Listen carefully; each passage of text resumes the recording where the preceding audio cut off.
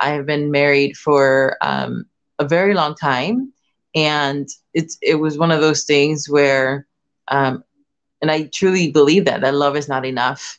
And like many couples, it was part of it was not being able to resolve conflicts in a healthy way. There were some other things happening in the marriage that made me want to unalive myself 4 different times. And then, even though we loved each other, it was just not going to work.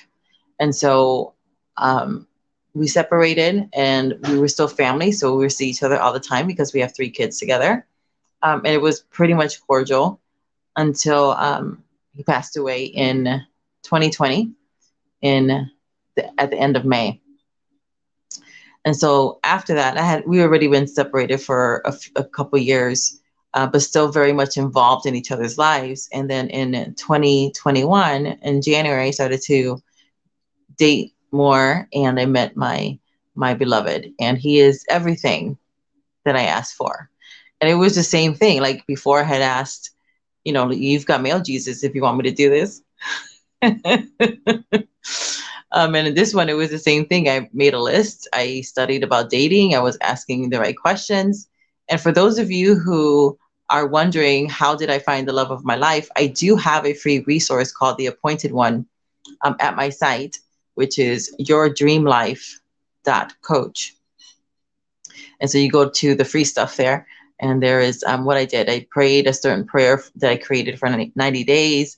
I was studying how to ask the right questions because I had clients asking me, how do you date? And I knew what to say, but I actually wasn't doing it because I wasn't dating. They're like, are you dating? I was like, no, but I know these are the questions you should be asking. And so being unafraid to ask those questions. And just a little sidebar there. Sometimes, women are afraid to ask the questions like, well, I don't want to interrogate the person. They're auditioning for the love of your life, and they should be auditioning you. I was not dating just to date. I was dating with the purpose. And because of that, I ended up pretty quickly at the end of around 90 days of praying that prayer and also asking questions as I was dating. Everything that you need to know is in that free packet.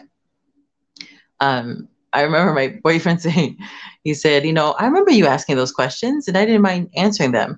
And that's the thing. I remember one of the coaches, he said, you can never say the wrong thing to the right person when you're speaking out of your heart.